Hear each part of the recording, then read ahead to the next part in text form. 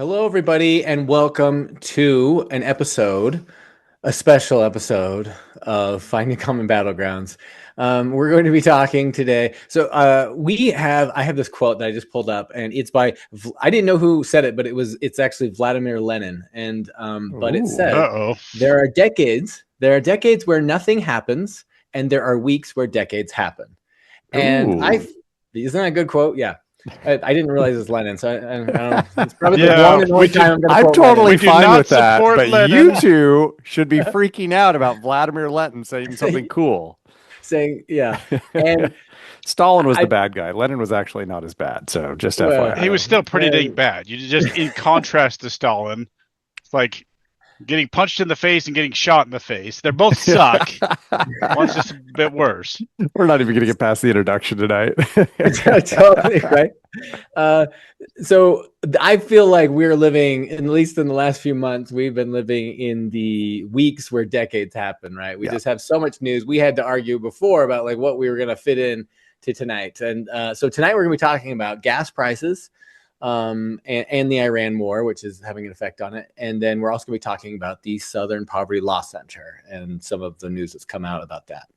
So it's going to be a good episode. And there was an assassination on Trump 2 days ago. But other than that, like nothing's happening. So. Old news, boring. It's happened so many times now. It's like again? Must be Tuesday. I gotta say, there is a meme. You may have seen it, Josh, but like it's a meme, and it's got it's right when they're like the security's coming out, and Melania Trump is like, she's got like a surprised face, and Trump's looking over with like this like I could care less face, and the meme is like first time ? I didn't see that. So good. Like, after your third time, you'll get used to it. But anyway, maybe laugh. Okay, sorry, I just looked it up. I had to see it first. It's pretty good. So good. All right, so Lux Bidets, our sponsor. Bidet. If you don't know what a bidet is, a bidet is it's a special toilet, or it's a device you can put on your toilet, and it will spray water at your rear end and clean it. And once you think about it, and once you actually do it, then like you never see the world again the same way again. Yeah. It's like, what have we been doing all of our lives? Yeah. I truly believe if every person on the planet had a bidet and used it, we would eradicate all the world problems. We would just get along. People would be happier. All of the contention and disagreement would just fade away. We would all just love each other. It's quite an endorsement. Clean butts and clean hearts. I truly believe that. I think Lux should adopt that as like their slogan: "Clean butts and clean hearts." Okay, I don't have anything better to say. Like, yeah, that was amazing. Didn't even prepare that. It just occurred to me that would solve the world's problems. That's what we need to fund. Bidets for Africa. Yeah, let's just jump in. I think we need to start in the U.S. just to be clear, but start in the White House. We're gonna. All right, let's just talk about gas prices. Let's just get into this. Okay, Ryan, so useful. We really probably should start every episode with like what date it is. It's April 27th, 2026, right? We're, I don't know, on like week 8 or something of the war with Iran, which is not technically a war, but like it's a war. And the Strait of Hormuz has been closed and kind of opened and then closed, and now it's double closed. It's double blockaded. You're blockaded? No, we're going to blockade. It's double blockaded, right? See your blockade with the blockade. What this means, right, which is useful for people to realize, is 20% of the world's oil goes through that strait. 20% of the world's liquefied natural gas goes through that strait. That means that there are places all over the world that are not getting the oil that they need to run everyday things. And as a result, oil prices have gone up. In the last 6 to 8 weeks, oil prices, which the clearest indication of this for everyday people in the U.S. is gas prices, right? Gas prices for vehicles. Right. They've gone up by, I mean, the number that I saw was about $1.30, which translates into about 30%, a little bit more than 30% over the last 6 weeks. and there's no indication that it's going to go down anytime soon. So gas prices have gone up pretty dramatically, right? Um, I think this is fascinating for many reasons. This is also where I bought an electric car 8 years ago or something like that, and I'm not paying more for gas, right? So I'm paying attention to it because I think it's a really important issue. But a lot of people are suddenly really interested in electric cars. And I actually asked Josh before the podcast, I was like, how much do gas prices have to go up before you consider getting an electric car? So that's my not what first you question. asked. I kind of You asked asked, that. no, you asked how much do gas prices have to go up before you'll abandon Trump or something like No, that. well, I mean, that was generally what people will do, but I'm really interested to know, like, when would you consider getting an electric car given gas prices right now? Well, so I bought a new truck last year. My old truck Mm-hmm. it was a smaller truck, so I bought a bigger truck because I had bigger things to haul. Holy crap, is that painful right now? Guess how much it costs to fill my F-250? Are we closing in on $200 a fill up? Not too far off, about Just 140 under, bucks yeah. $140 to fill up your truck. just to fill up my truck. And I have to do that at least once a week in the summer. I use a lot more gas in the summer with my business and the truck. It's painful. I did just buy $3,000 worth of new electric equipment for my business. Really? Like Yeah, electric weed eaters and things. trimmers and blowers and stuff. Yeah. So we'll see how it goes. It was only partly due to that. I needed some new equipment anyway, and I tested some. This is really the great thing about Musk and all of this innovation on batteries. We were just talking before the podcast about BLD or BYD. BYD. Yeah. I bought a blower last year that was electric just to see how they hold up, see if it's as good. It's great. It was great. So I'm hopeful. We'll see how it goes. But the batteries didn't used to hold up for commercial uses in a lot of these machines. Now they're getting to where they're pretty dang good. I'm hopeful. It's good. It's great. We should move in that direction because two-stroke engines really pollute the atmosphere because they're burning gas and oil, right? They put out a lot of crap into the air. So I'm happy with that. Not that I'm happy about the gas prices where we're at. We can't get away from gas. There's too many machines that just aren't. The technology's not there yet. So to answer your question, I would, and we're rebuilding our house, final stages. Yeah, I'm putting in 220 in the garage, putting in an electric charger. We don't have an electric car yet, but I'm putting it all in both sides of the garage. We're going to be ready for it. So look at you. Now, and I want to be fair. I don't want to be mean about this. I've never said that I think Republicans and conservatives want to pollute, right? There are some that I don't think care, but I don't think they want to pollute. But I'm just kind of delighted to see you saying, like, yeah, electric's the future. That's awesome. Oh, I've said that for a long time. It just wasn't feasible because, I mean, when you bought your Tesla, I was at your house a couple months ago, driving around your Tesla, and your Tesla's like 7 years old. I love that car. That is a sweet car. They're really dang cool. They just weren't feasible. They're really expensive, and there has been no good option for like a minivan. That now there's some better options out there. Yeah. But 7 years ago, like I have 4 kids, we needed a minivan. Yeah. What was I going to buy? And the truck market, it's still not there. I'm not going to go work in a Cybertruck. It's a $120,000 truck. Yeah, but the Ford F-150, the Lightning, I'm guessing it wasn't radically different from what you paid for your truck. It still has problems. And they still, when you're towing something, the batteries go really fast. So what about a Rivian or something like that? I know they're still expensive, right? They're $70,000, $75,000, $80,000. They're still not feasible for a truck you're going to beat up and haul stuff. Oh, really? You just can't beat a gas engine still. If you have, this is a political podcast. Come on, let's move this along. I don't know where he's even going with this. No, I was just really interested. Electric's the future. Thank you, Tom. I appreciate it. And we could do. Like there has been a spin, right? Ryan said that there has been this connotation that Republicans just don't care about the environment, and we're all like the villains from Captain Planet. We just cut down the rainforest because it's funny. Nobody wants to do that. Nobody wants to breathe in crappy air. It's been the dumbest debate. Yeah, I would say most lay people do not want to do that. But there are plenty of corporate enterprises that want us to extract as much oil as we possibly can and to burn it. And we're absolutely seeing this with the current administration, right? So the Trump administration got rid of all the subsidies that we had for electric, right? So electric car subsidies are gone, solar panel subsidies, all of that is gone. They've gotten rid of all of that. That was part of the big, beautiful bill. And I don't know if you caught this early on. Trump actually said once gas prices went up, he's like, this is great for our oil companies because that's how out of touch with the regular That's how person he he thinks. is, right? That like Well, he doesn't yeah. care that the little person is getting screwed, right? They're He doesn't care ju- about that. But those He oil said- companies also don't care about the environment.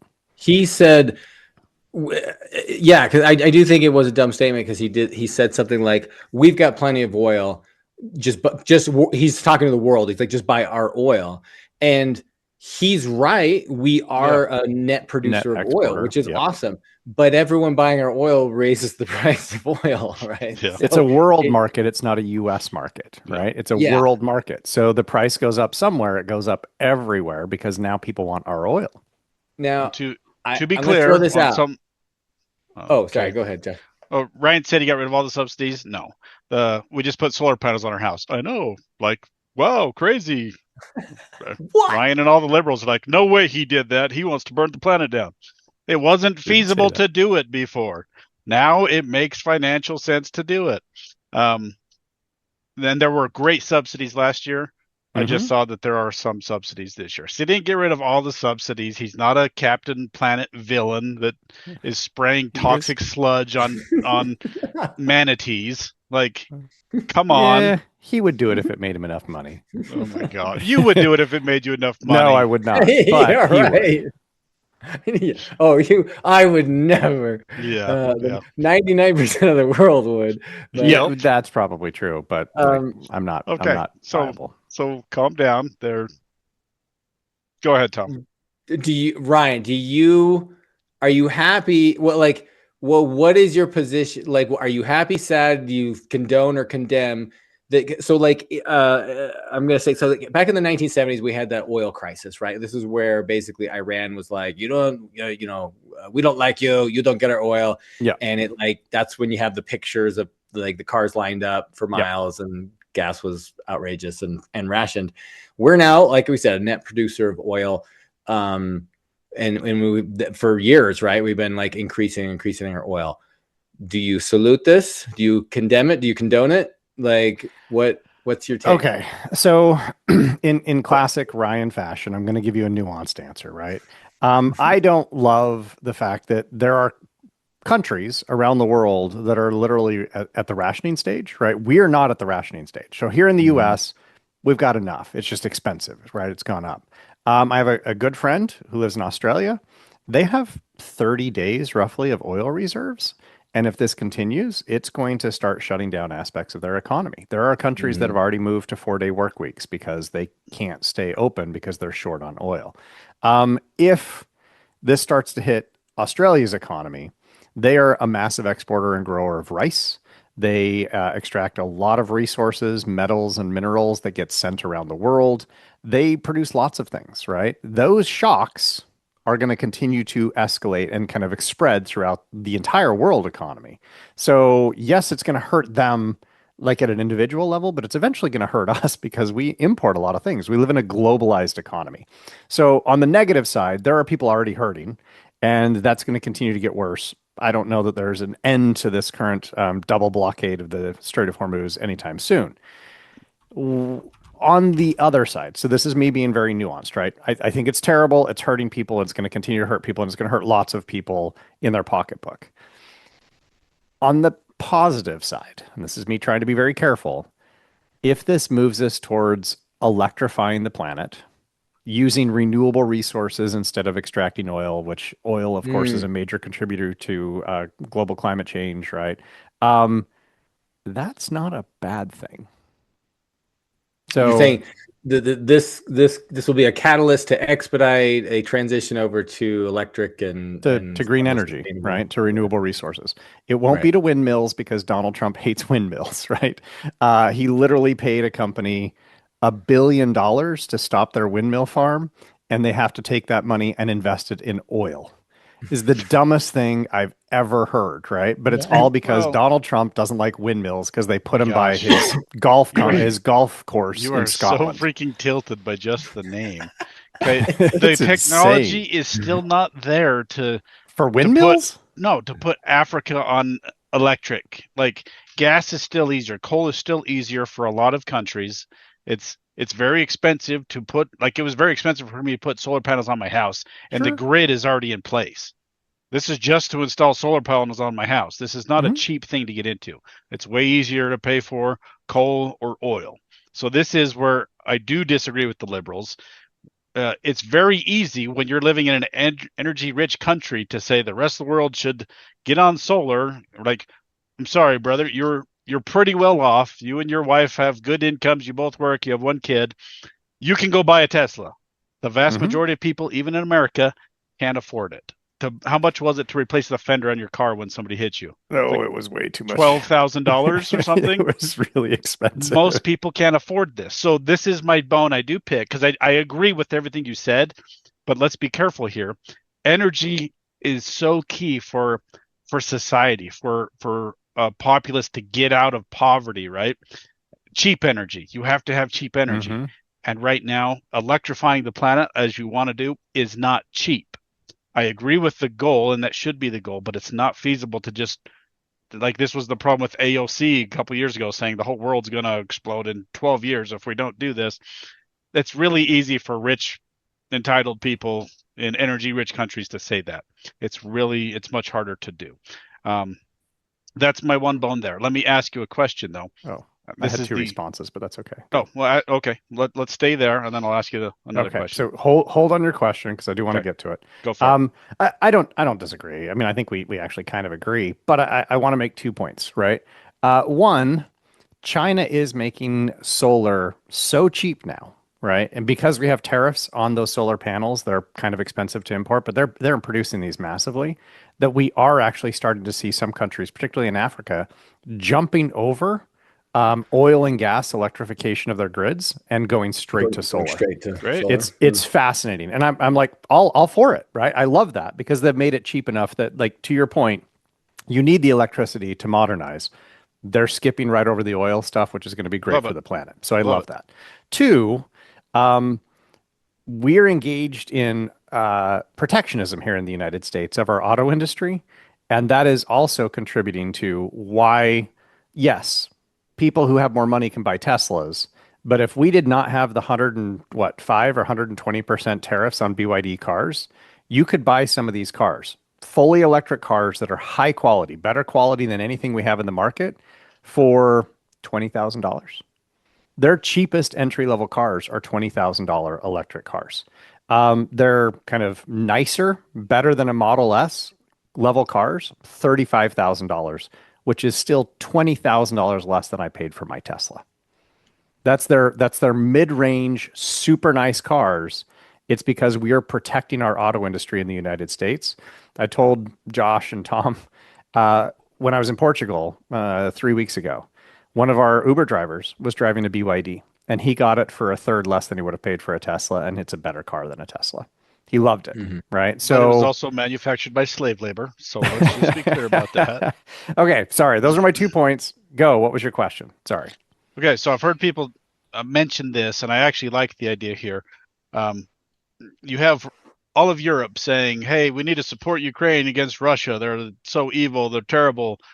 Also, we're funding the war by buying all of this oil from Russia. But we should support Ukraine because Russia's evil, but we're going to continue funding the war because they have cheap oil. Um, there is something to what we said a minute ago where Trump is saying, well, buy it from America. Yeah, it would be more expensive, but we do prop up these terrible countries like Iran and Russia by buying all their oil.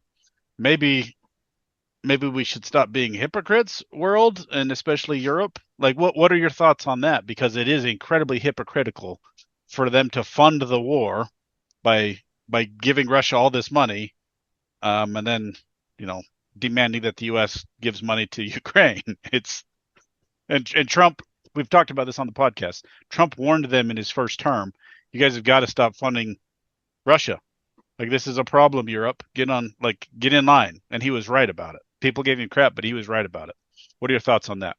Will this blockade and this influx of prices wake anybody up, or no?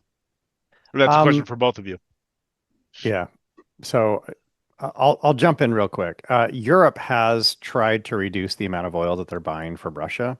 They have dropped it dramatically, and if they continue on the path, they will have completely phased out Russian oil by 2027. So they learned, right? There are a couple of countries that still directly import it through pipelines. Hungary and Slovakia still bring it in directly through via pipelines, but most of the rest of Europe is like, nope, we don't want Russian oil. So they have minimized it dramatically. Interestingly, just to put a little twist on this, once the Strait of Hormuz was blocked, did you guys see what the US did with Russian oil? Yeah, they loosened the sanctions. Yeah, so we basically dropped our sanctions on Russian oil. So we temporarily. We did that, Josh. I didn't see that. Yes. It was just temporarily, but yes. Because Trump is getting mixed feelings. hammered for doing Mixed this, feelings right? on that. That's Yeah, interesting. so Trump is like, oh, screwed the world economy. Russia, you can sell your oil again, right? Like, mixed feelings. Yeah, pretty mixed. hypocritical. There should be but- no mixed feelings on this, Well, no, right? it You was just said the Europeans are a bunch of hypocrites. hypocritical, but probably a good thing to lessen the burden on the rest of the world for the So, war, right? Yeah, Ryan Tom, was you jump in Trump was right then on that which? call for condemning Europe for buying Russia's oil, for being too independent on Russia. Too dependent on Russia.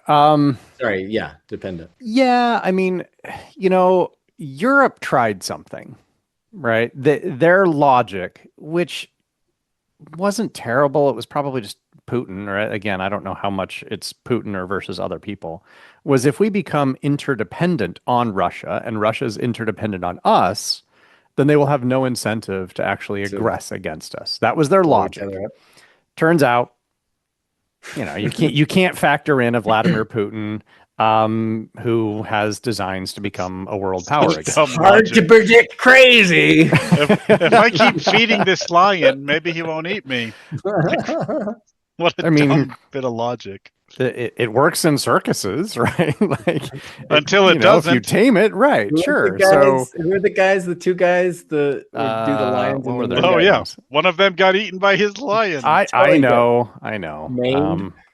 Oh shoot, that's bugging me. We're gonna derail the whole thing here. I'm looking it up right now. Siegfried and Roy. Siegfried and Roy. Yeah. Siegfried got his face bit off. Totally. I mean, and they had that show going for years, and then you're like, you'd think that like, oh, they know the drill. They know we're good. Nope. Yeah, they are wild animals. No, so like I get it. It turns out they were wrong. They made a bad bet, and now they're suffering the consequences. But Europe is stepping up to defend Ukraine, right? As soon as Viktor Orban lost his re-election in Hungary, they were able to pass a massive package to give over $100 billion to Ukraine to continue its war. And I mean, the latest things that I've been seeing is that Ukraine's actually doing pretty well. Doing all right. Yeah. They're holding and they're actually regaining territory. So, yeah. Russia's interesting. They have this uncanny ability to like Russia's pastime is suffering, in my opinion. Like that's the national pastime.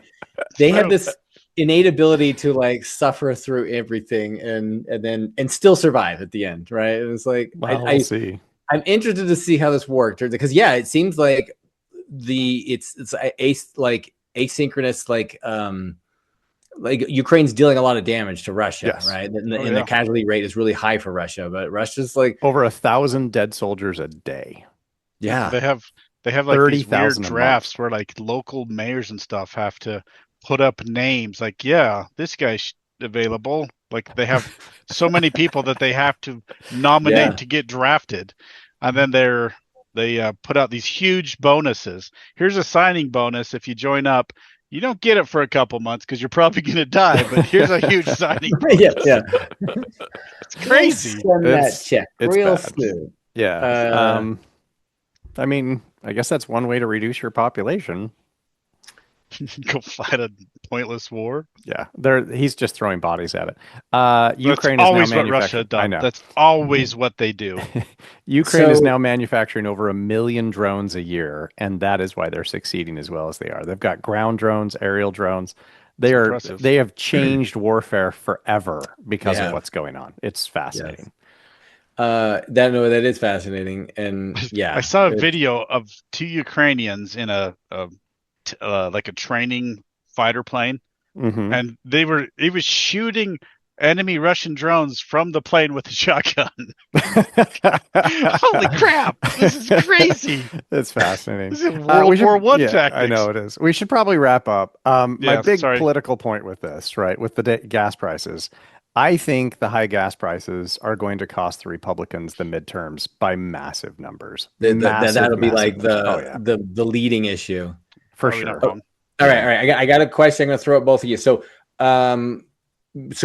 crude the price of crude oil per barrel was it's been like, well, so in March, like prior to Before March, the Iran war.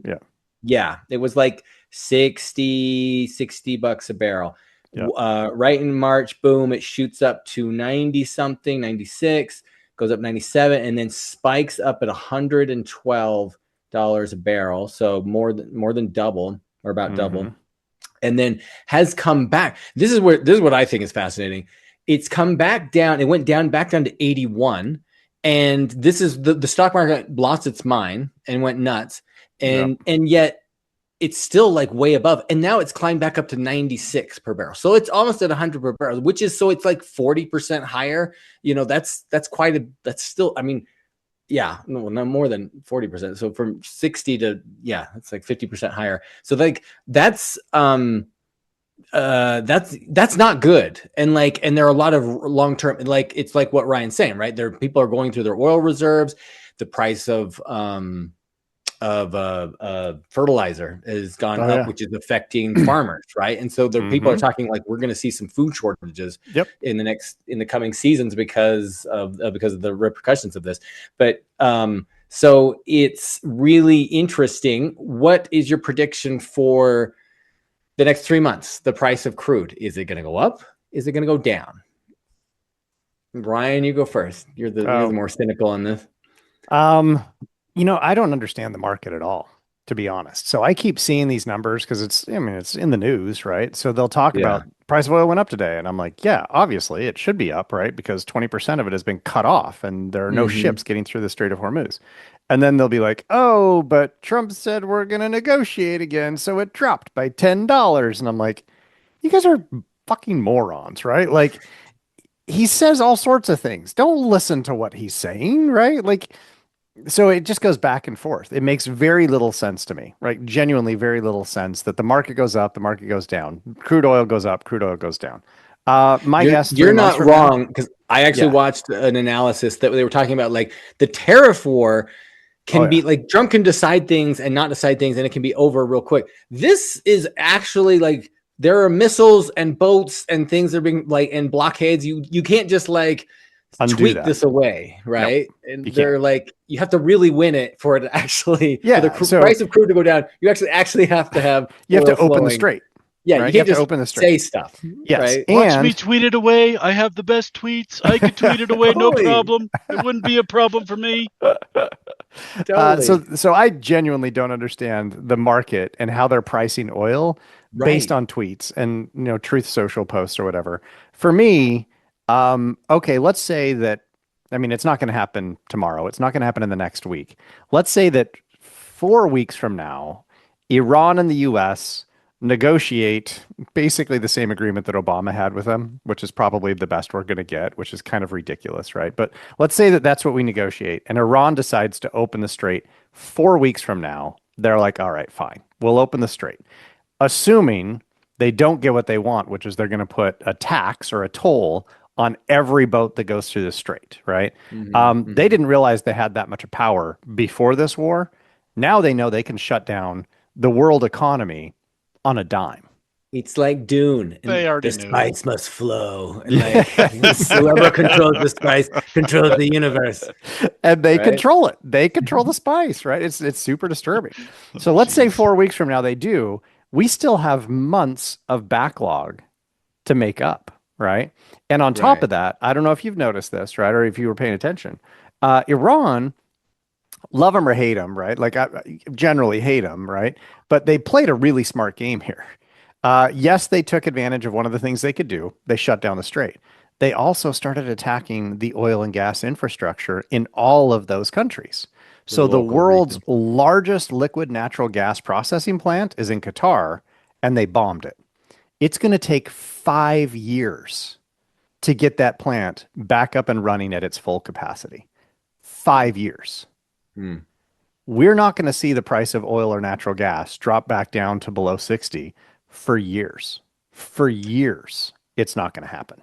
So all So of those, voters out there who are like, oh, as soon as Trump solves the Strait of Hormuz thing, gas prices are going to drop. Nope, they're not. Right? 3 months from now, I would be surprised if they've dropped by more than, I don't know, 15 cents a gallon, something like that. They're going to be so high. you're They're going to be saying high for it months. it's gonna stay where it's at or be higher. Like it's not gonna Probably it's not gonna for dramatically come down. not for 6 months to a year. And that's Yeah. assuming that they actually figure shit out soon, which I don't think they're going to. Josh, Josh? I think prediction. Tom's onto something here. I think Trump is going to hire the House of Saud, Saudi Arabia, to move into Iraq, just like in Dune, and assassinate everybody and take over. I think Tom's onto something. Yeah. They're Yeah. going No, to assassinate all 45 million Iranians. Is that Iranian. how many there are? just they don't have to kill the Persians. The Persians hate the regime. They just have to kill all the other ones. Um, Oh, 93 million. Sorry. There are only 93 million people that they have to go after. that's not a problem for Trump. Trump can get it done. No, I mean, even when we're not in a war, every time the price of oil goes up, it goes up like immediately $2, and then it takes years to come back down, even when they fix the problems, Yeah. because there are like country level monopolies when it comes to oil. This is not a Mhm. simple issue. It's not Trump can call Chevron and fix this. You have OPEC and you have these cabals of oil countries.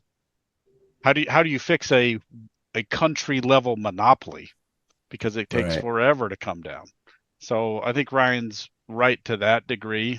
Yeah, we're probably not going to be back down to $2 a gallon in the next year. I would be happy if it came down a buck once they fix this, but I don't see it happening. There's too much money to be gained. It's the same thing that Do happened you during COVID, right? Prices of cars and everything went up, and food went up dramatically. Did it come down? No, Some did. a tiny bit. I Yeah, saw a some did. Snickers. I was at Home Depot today. They were selling Snickers for $3.28 for a Snickers bar. was it king size? No, regular size Snickers, You're 3.28. Well, kidding. I That's mean, it was at crazy. Home Home Depot. Depot? Well, Yeah, don't but don't buy them at Home Depot. Buy them well, at Yeah, and it's Costco. probably But eight, still, 9 months old. yes. still. Uh, yeah. I mean, occasionally things do come down. So egg prices went way up and now they're back down, right? So occasionally Well, it was things will. The Well, market, bird flu epidemic or occasionally the something. market works. Most of the time it doesn't.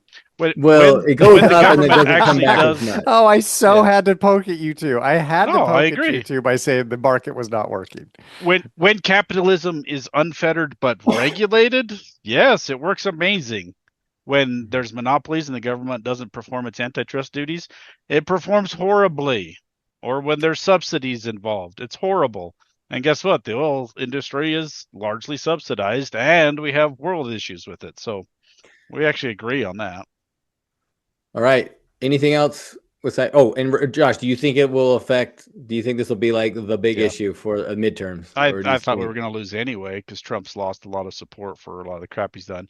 And as I said in our Iran war episode, I think my deadline was 3 months. If we're still in this quagmire in 3 months, 3 months in, Yeah. it's over. His support's already going down because we're in 2 months, and it seems clear to me that he wants to get out, but he doesn't have a good exit plan right now. If we're still in 3 months, trouble. But still winning that steak dinner. No boots on the ground yet.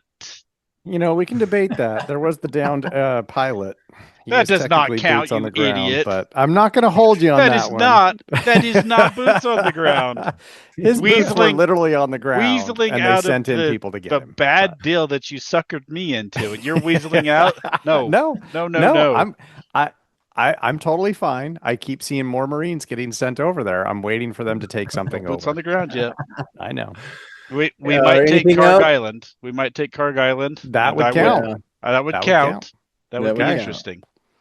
All right, we're Anything good. else? Yeah, let's move on. No, All right. we're good. Okay. Next thing. Yeah, the Southern Poverty Law Center. Josh, you want to talk about that one? Yeah. Give us an So for intro. those that don't know, this is a an organization that has a lot of reach. It's historically been very important to get rid of um, racism, and it's a very pro civil rights organization, and they have a lot of clout, more than a lot of people would realize. When we had all of the community guidelines and stuff on Twitter and Facebook and stuff a couple years ago, when a lot of conservative voices were being shut down, the people that were really pushing the agenda, like the people that were like the thought police, it was a lot of it was the Southern Poverty Law Center. These people have a big reach. And it was just announced on Tuesday, a couple days, about a little over a week ago, I guess. Um, they're being indicted on federal fraud charges because they have been paying and funding like Ku Klux Klan members and other hate groups. Um, they are being, some of the charges include wire fraud, bank fraud, conspiracy to commit money laundering. I think there might have been some others. So they have been funding hate groups. This is fascinating. Yeah, it's a bit of a Essentially, reach, but okay. that's what the fraud charges are. The No, that's not federal what they are. charges are. Um, We'll come back to it though. all right, you can jump in here, but essentially what it looks like is to keep doing what they're doing, fighting for civil rights and fighting against racism. They're secretly funding racism.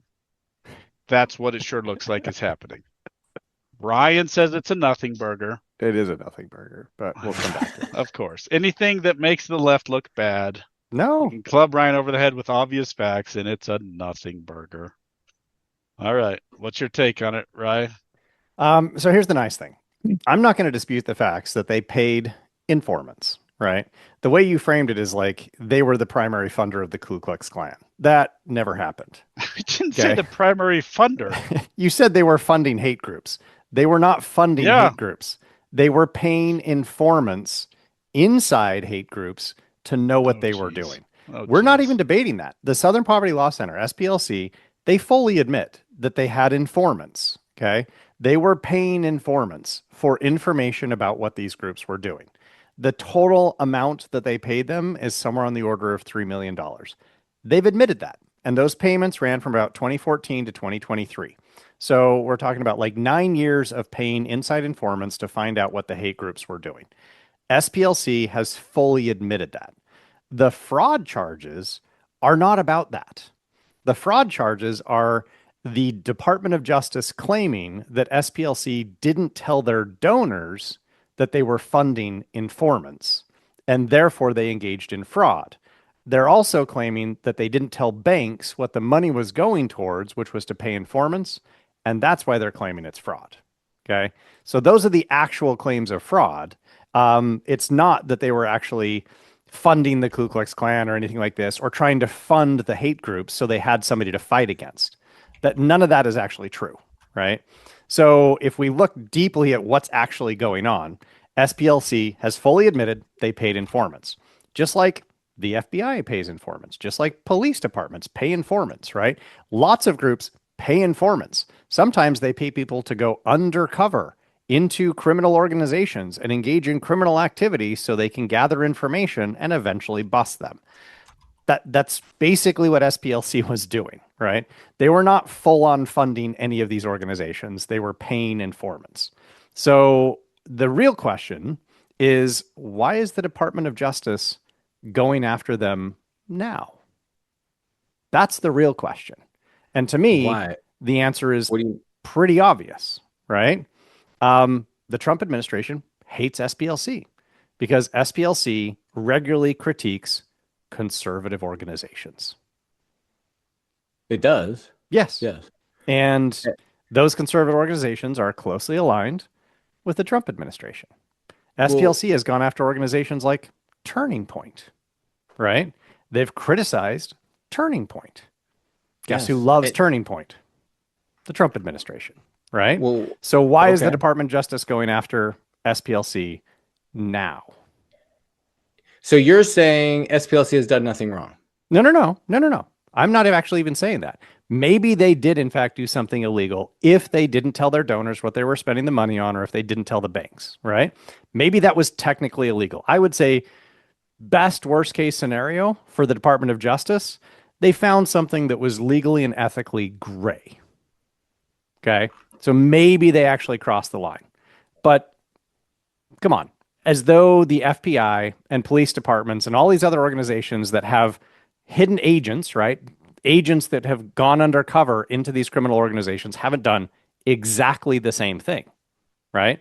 They do it all the time. They pay for undercover officers to go in, and they're paying the officers. They're not paying the mafia, right? They're not like funding the mafia. They're paying for one person to be inside the mafia to give them information so they can build a criminal case against them. That is exactly what the SPLC did. Yeah, they paid a lot of money. They paid the director of the Aryan Nation, the Aryan Nation, $70,000. The National Alliance leader, former chairman of the National Alliance, I don't know what that group is, $140,000. Unite the Right, $270,000. National Socialist Movement officer, $300,000. Like, so they're paying a lot of money, and you're saying they're just getting information, and it wasn't to like incite anything. No, they didn't incite anything. With that. They were paying informants. Okay. Yep. They admitted that. SPLC has 100% admitted they paid informants. Well, the Department of Justice is alleging that they were manufacturing extremism. Yeah, of course they're doing that. That's never going to stick. There's no evidence of that whatsoever. Okay. You don't think there's no evidence. But the SPLC was like, hey, we need racists to fight, so we're going to pay you to be a racist? Come on. Of course. That's insane. They fight racism. It's insane. Yes. No. And I can tell you how this case is going to end. So it's going to be a totally moot point, going to cost the taxpayers tens of millions of dollars, and nothing is going to come of it. But we can talk about that in a minute. This is why it's a Nothingburger. Why is it Nothingburger? No one is ever going to spend any time in prison. No, there isn't even going to be a fine. It's just going to cost that doesn't lot. Matter. Nothing is going to come of it. Okay. That doesn't matter. Like if like the outcome, I mean, nothing's happened with Epstein, right? But like we should still was wrongdoing had? That's what I'm trying to find out.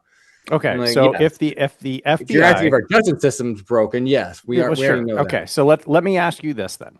If the FBI has an undercover agent that they put in the mafia, okay, that guy slowly works his way up the ranks, goes all the way in.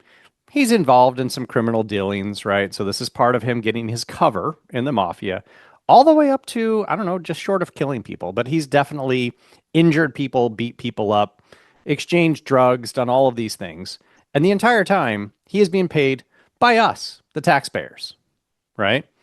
Is that unethical, immoral, illegal behavior? No. But it's not a good comparison. Let me ask you this one question. It's exactly the same thing, but okay, sure. What is the Ku Klux Klan doing, or some of these, the National Alliance, or the National Socialist Movement, or the Aryan Nations affiliated Sadistic Souls Motorcycle Club? I guess these are the people they're paying.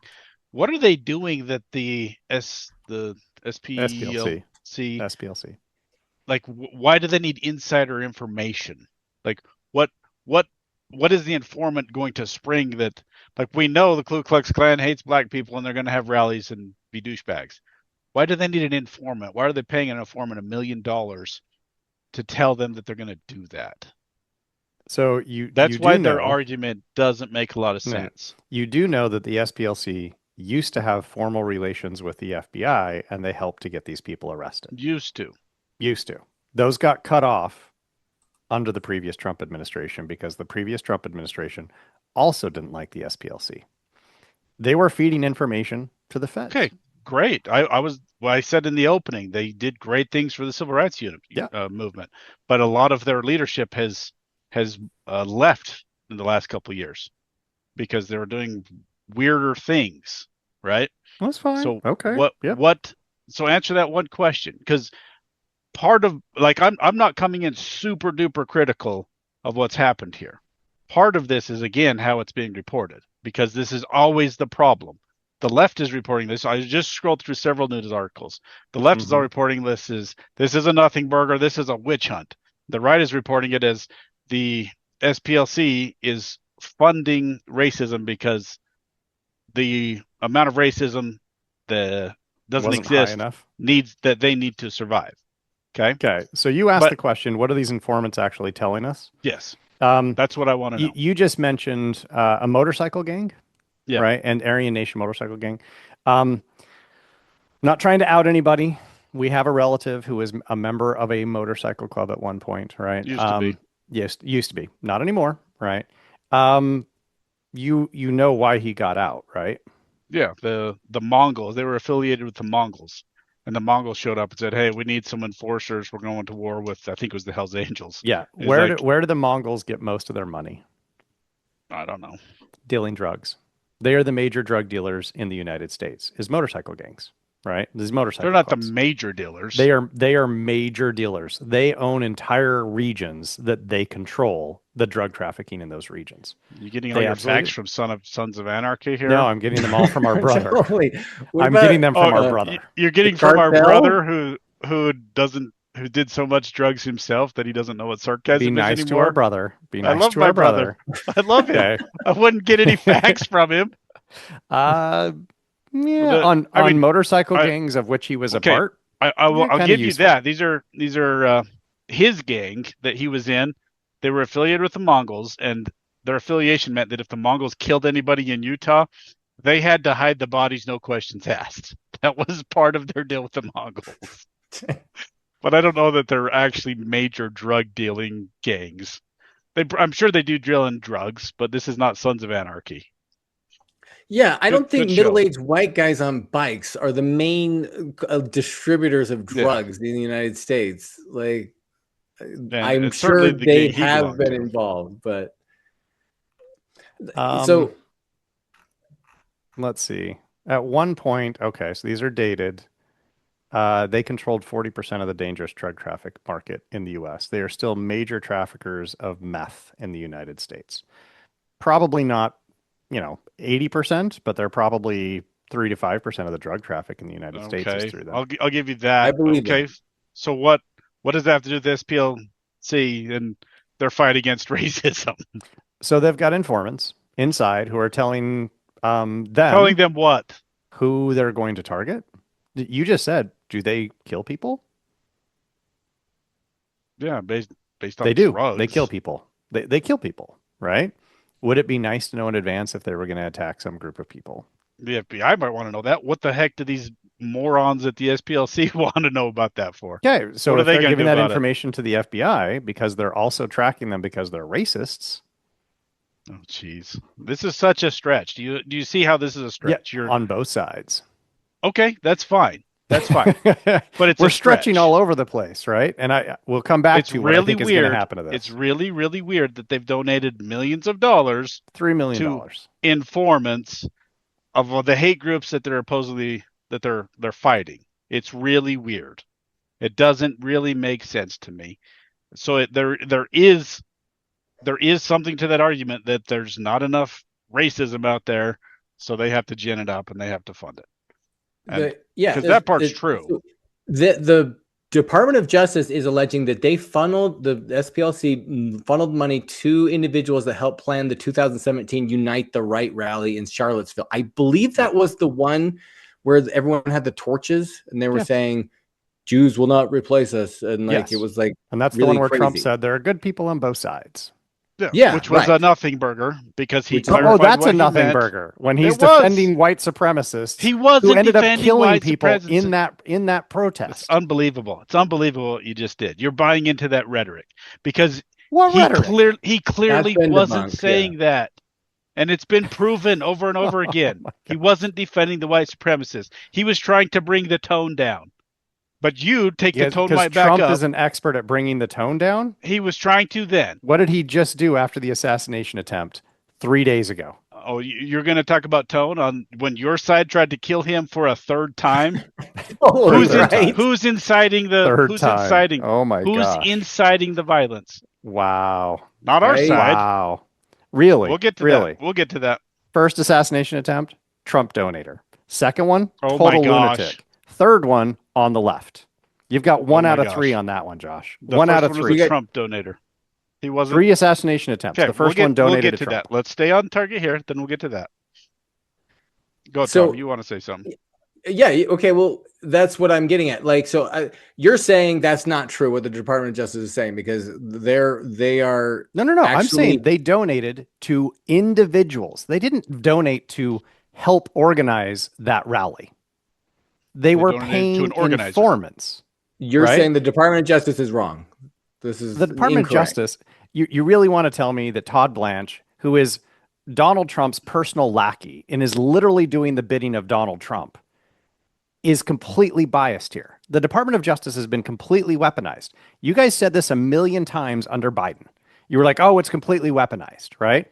And now you're trying to say that they're completely objective. There's no bias playing in this at all. And they're like, oh, we're just going after criminal investigations. The SPLC was being a fraudulent organization, and we have no personal bias in this at all. Seriously? Come on, people. I'm not saying that. No, That's I insane. agree. Probably.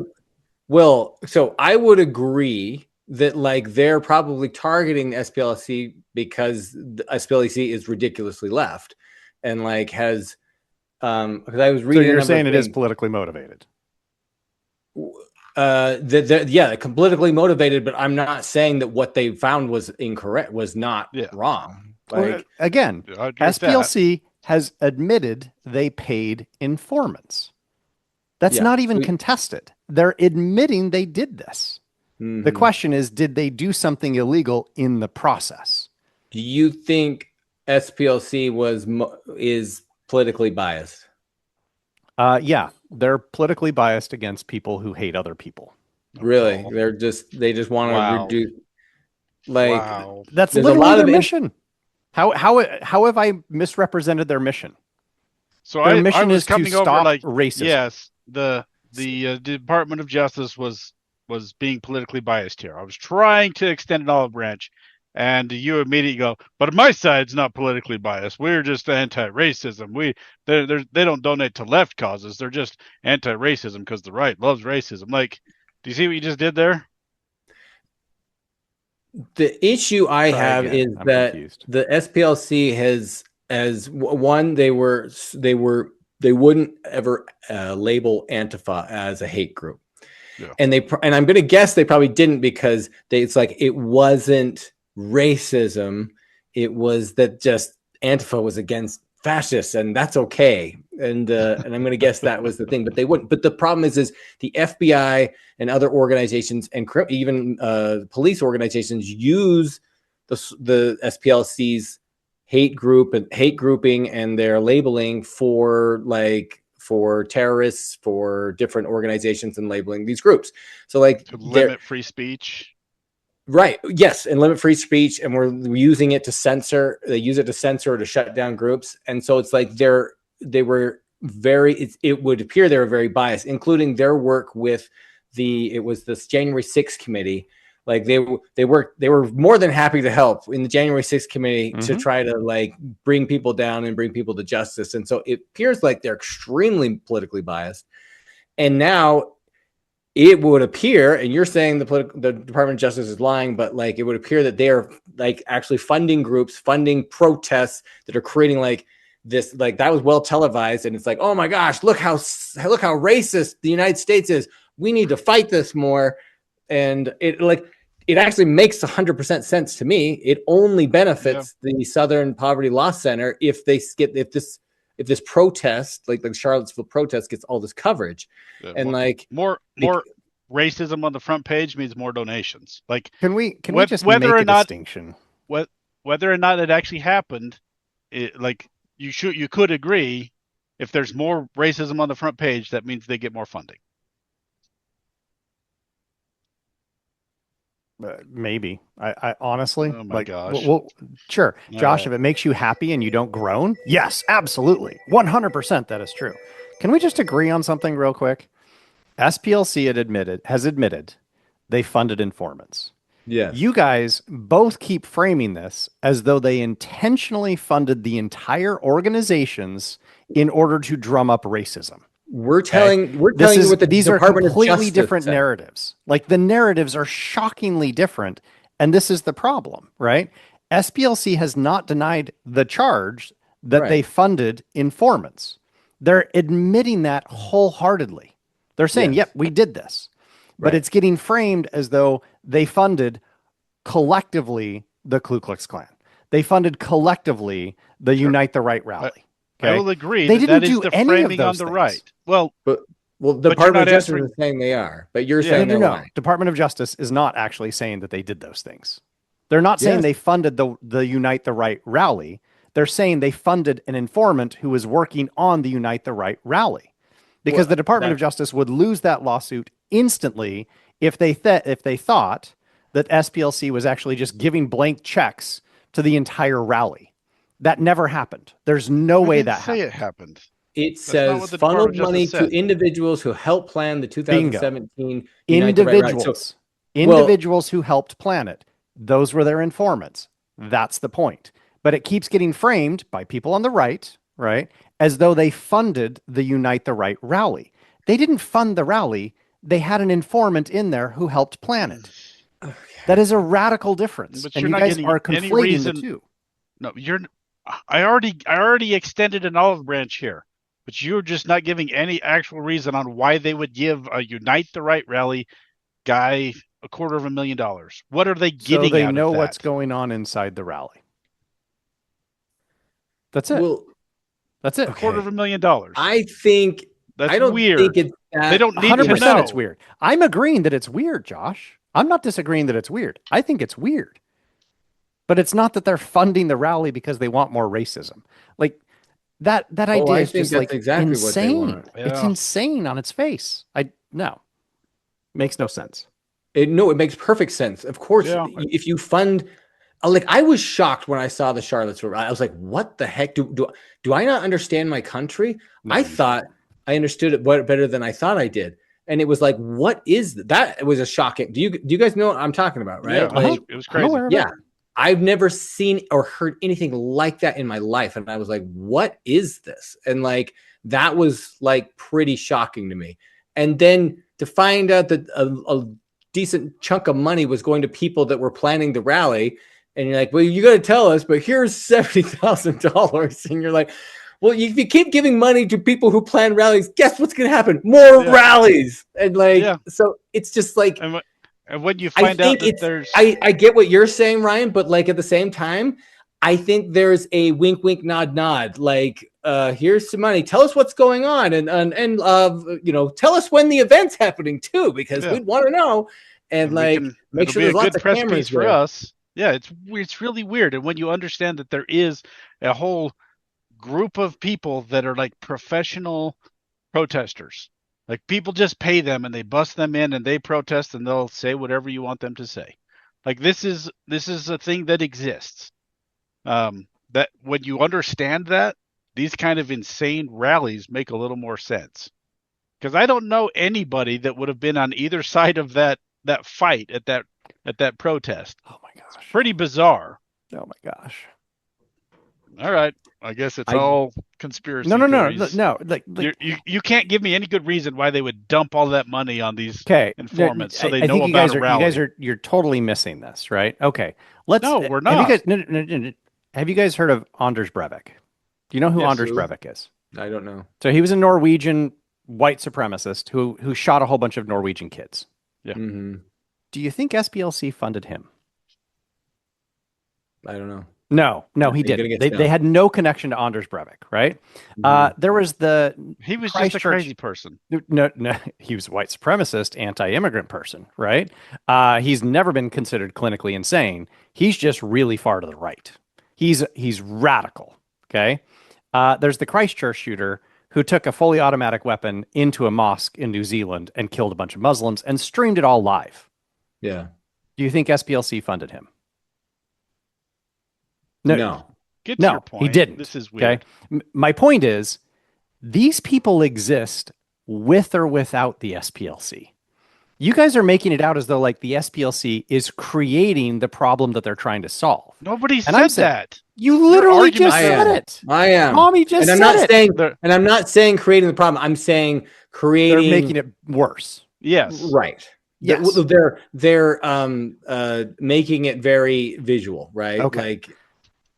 So my point is, right, SPLC is not funding these people to make it worse. It already exists. It's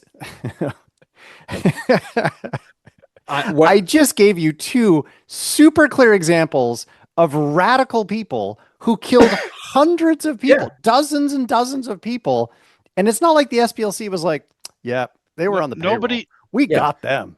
We did that, and now we can raise that. Your argument I agree. insane. Racist people exist. Yeah, and nobody's saying that racism doesn't exist. We're just saying. Tommy was just saying he has never seen anything like this in his entire life, and I'm saying Wow, Tommy, did you just say that? No, he didn't say that. He said Tommy just admitted it. He said he's never seen anything like. Okay, he never said anything like that rally. He never said I've never seen racism. Right. I know that. You just put those words in his mouth. He said he'd never seen anything like that rally, and all I'm saying is those people have always existed. Sure. Yeah. Nobody said they've otherwise. Always existed. Nobody said otherwise. You keep making these insane. What's this argument tactic you're using? It's not even a straw man. No, I'm not kind of a straw man. I'm not making a straw man. Nobody said racism doesn't exist, and you guys are like, oh, but the SPLC needs to like make them famous, right? And it's like, they're doing a great job making themselves famous. SPLC does not need to advertise for these lunatics. I don't know. Like what I'm saying is I've never seen anything like organized to the degree that Charlottesville rally had. It was shocking that there would be that many people all together, organized and chanting like that. And I've seen racists more as lone wolves and things like that. Yeah, like that exists. Of course, I've seen that stuff. I've never seen like that many racists together, televised, doing it together and proud of it and like going like that. Never seen anything like that before. Well, and not like in our lifetimes. The Ku Klux Klan happened all the time before us. Yes, but the Ku Klux Klan was almost non-existent. We talked about this. They were down to like 4 chapters in all of the United States. And now when Obama became president, because all the race relations blew up, it started on the rise again. But it's still not like super prevalent. I don't know anybody that would go to one of these rallies or would consider themselves a Aryan nationalist or anything, right? It's not. I just don't know anybody that's like that. That you don't know anybody like that. But that's also a proximity bias, right? You're saying, well, because I don't know anybody, that seems really unlikely. And I'm like, how many people do you know, Josh? And you live in a country with 340 million people. I know about 330 million. You know 330 million. Okay. You know a lot of people. I didn't realize you had that many friends on Facebook. I'm very social. Yeah, that is very much just like you affirming that the people close to you are not those people. I get that. And that's good. Congratulations. I love that. I agree, Ryan, that yes, I think the SPLA says they sent money to informants or people that were like giving them to give them information. I do think there is more nuance, and I do think there was more. It's like anyone. It's the quid pro quo. It's so hard to figure out quid pro quo, right? Of like, I'm gonna donate some money to you. I hope you do something for me, right? Because it's so hard to see that like that money was actually given to you for this thing, and there's a wink wink and a nod nod, and I think there was a wink wink and a nod nod in some of these transactions, and I believe that there was much more nuance, and so will they be able to prove it? I don't know, but like the DOJ saying this, it'll be interesting to see what happens. Are we ready for what's going to happen? Yes. Okay, and I will totally take this bet. I'll buy you both, whatever, sushi, steak dinner, whatever you You- want, right? Here's Okay, here's okay. here's my prophecy of what's going to happen. I'm prophesying Yes. here. Charges dropped. No, not yet, right? It's Okay. going to take time. Southern Poverty Law Center's annual budget is over $100 million, right? Department of Justice is going to throw tens of millions of dollars at this. They're going to throw a bunch of money at it. Southern Poverty Law Center is going to bog them down with motions, motions to dismiss, et cetera. They're going to just go back and forth for the next 2.5 years. Then a new administration is going to come into power because Trump's not going to get reelected. Republicans are going to crash and burn, right? It's absolutely going to happen. We get a new administration in, and they're going to be given new marching orders to the Department of Justice that this case is a Nothingburger, and it will slowly just fade into nothingness. There will be no meaningful consequences to anybody as a result of this, but lawyers will make, I don't know, tens of millions of dollars on this case. Nothing's going to happen. This is a 100% a nothing burger. And I'm saying from both sides, totally political, right? So you can say SPLC is very political. I'm saying the Department of Justice is completely politicized at this point, right? This is a meaningless prosecution. And as soon as we get a new administration, it's done. Nothing will come of it. It'll just cost tens of millions of dollars. The only thing I disagree with what you said is it's a meaningless prosecution. I think it's good that this stuff came to light because it's weird. It's weird that they're making those donations. I'll agree. I agree with everything else you said. Yeah, because the SPLCA is so freaking political, it's clearly so far to the left, and because the Justice Department becomes a weapon now, which it didn't used to. It was never this bad. Biden turned it into a weapon. Now Trump's turned it into a weapon. That should be a bigger talking point. That's horrific. It's been building more and more and more. Yeah, with every that's administration. horrific, and I won't argue that. But I've said it before on the podcast, and I'll keep saying it. I don't believe that racism exists. There are racists out there, no questions about it. But I don't believe it exists to the scale that these people on the left, these Marxists that have to have class warfare to exist, I don't think it exists on the scale for them to stay in business, because business has been good the last 20 years and it's starting to fade. And this is all rooted in Marxism, where you have to have glasses and the lower class fighting against the upper class. You have to have the oppressor and the victim. Exactly. So I think there is a lot of it gets ginned up, and people are brainwashed to see racism when there is no racism. And they have to gin up racism when there is no racism. We just talked about that with. Well, that's I want Tom to comment, and then I have a follow-up question for you. Oh, you get to finish? Yes. All right. Of course you do. No. I have a follow-up question for you. No, it's a question. We need to get off this topic. We need to keep No, moving. I agree. I just to take Josh's thought a little further, right? It's that there needs to be oppression. Even if you can't even see it, we need white privilege and microaggressions, right? It has to be it's systemic racism. It all has to be built in and baked in, and even though we can't even see it, it's got to be there so that we can fight it. Because if it's there, we can fight it now, and so it's help us fight racism. It's like the NFL end zone, end racism. We got to get rid of it. We got to kill that thing. And we're probably one of the least racist countries out there. I would say top 10, easily top 10. But we've got to get rid of racism. It's our top priority, right? And it doesn't matter about corruption or the corruption of the soul or the degradation of systems or the corruption of all of our institutions. Doesn't matter. We got to get rid of racism, and then things will be great. You're okay. Good summation. Okay, I have a question for you. Because of the conflict in Gaza, and of course the current conflict with Iran, there have been reported. Okay, I'm just going to say, I'm going to frame it this way very intentionally. There have been reported a lot of anti-Semitic incidents. In fact, the numbers have really shot through the roof in the last 3 years. Mm-hmm. SPLC was actually founded by Jewish individuals, and one of its main things that it does is actually tracks acts against Jews, anti-Semitic acts, right? Mm-hmm. Given what you guys just said about all the, I don't know, hyperbole around racism in the U.S., are you also saying the same thing about anti-Semitic acts? What? That they've gone up dramatically in the last 3 or 4 years. We're going to get assassinated if we go down this road. Well, are you? Because we're saying racism's on the decline. Yeah. And you're saying, And I'm is that pointing the out same that for anti-Semitic acts have gone through the roof in the last 4 years. No, And that's something that SPLC actually tracks because it's largely funded by Jewish individuals and is run by Jewish individuals. I'm guessing those have increased dramatically, and I think those are legitimate. Are they doing anything about it? SPLC? Well, they track it. I mean, this is part of why they track it. Aryan Nation is do. anti-Semitic, right? A bunch of these hate groups are anti-Semitic. Ku Klux Klan is anti-Semitic, right? They're anti-Jewish. A lot of these hate groups are also anti-Jewish. The bigger question is, what was the Unite the Right rally? What was the phrase that they were saying? Yeah, Jews will not replace us. Why does SPLC care about them?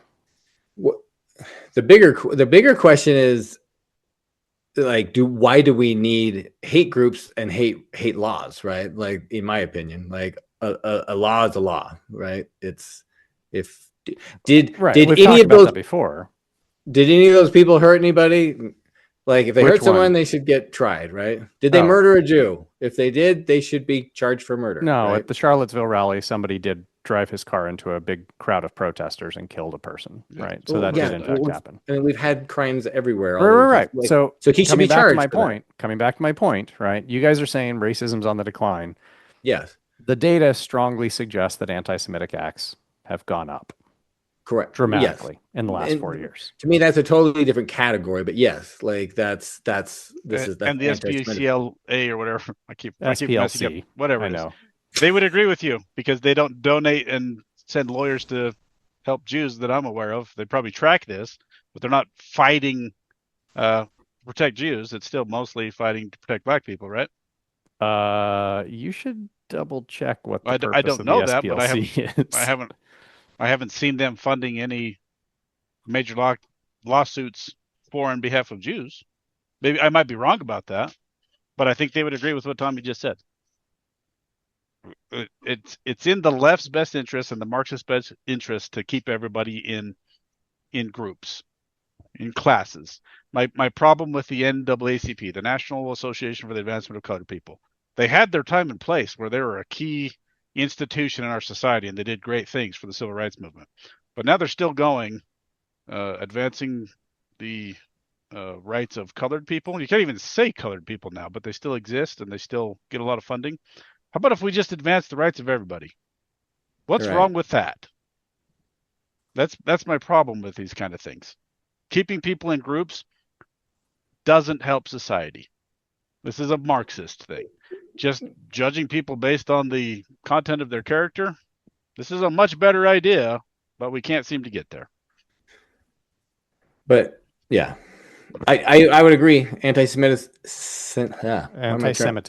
Semitism is probably on the rise. I would agree. And that would just be like in light of geopolitical, events. But that's being ginned up mostly by the left. What? I don't know. All right. What else? We had something else to talk about. Now I forgot about what it was because we always get stuck on racism. That's going to be the death of this podcast. Me too. Ryan? On this? No, yes. We had another. Oh, I thought we were done. I thought we were done too. Let's be done. There's a steak dinner. Racism. It's steak here, but it won't happen for 2.5 years. I ain't taking that bet. Because it will. I mean, the legal system. That's exactly what's going to happen. Come on. Yeah, the legal system, when it comes to these big, when it comes to the federal government, they throw so many millions of dollars at stuff and nothing ever happens. They'll have the Congress will be like, we're doing a big investigation and it'll take 2 years and then we're going to sue them. By the time they get to the lawsuit, all of the evidence has been burned and shredded because it took 2 years to do the interrogatories and everything. Like, no, I'm not taking that bet. And like Ryan said, the DOP is going to be weaponized by the next administration and turned around. Or de-weaponized, but we'll see. Quick clarification. I did get something wrong. SPLC was not the group that was funded by the Jewish individuals. It's the Anti-Defamation League. So that's my bad. I just want to clarify that. Sense.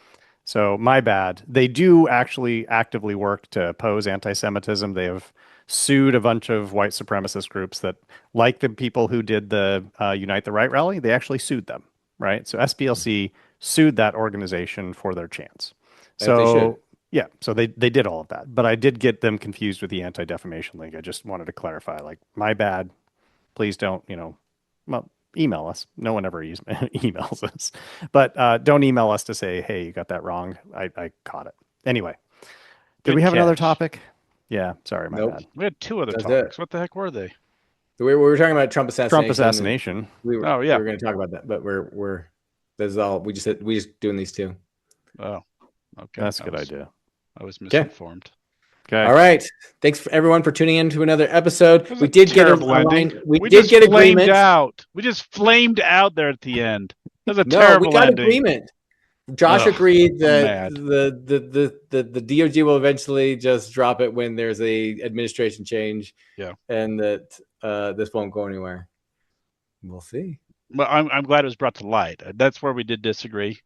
I'm glad it's brought to light. Like, this is interesting and it's weird, and once again it just shows the insane media bias, because the right reported this as they're funding the racists, and the left's like, Nothingburger, they did nothing wrong.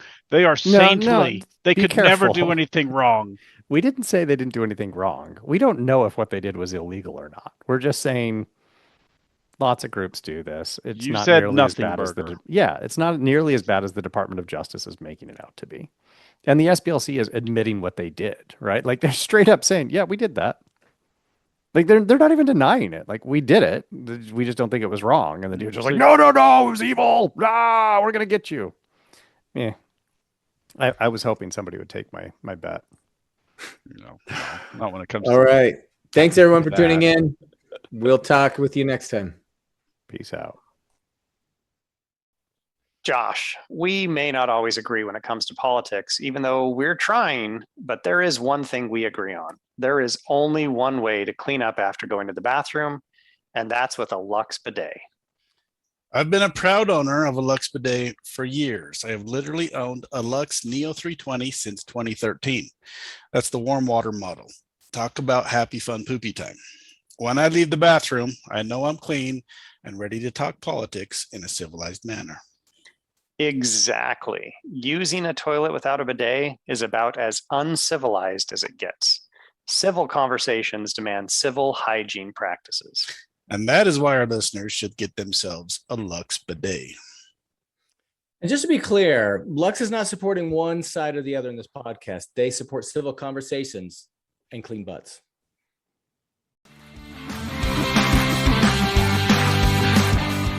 We hope you enjoyed this episode of Finding Common Battlegrounds. The music is by Ben Sound. The views expressed in this podcast are those of the participants and not those of their employers. For more information or more episodes, you can find us at findingcommonbattlegrounds.com.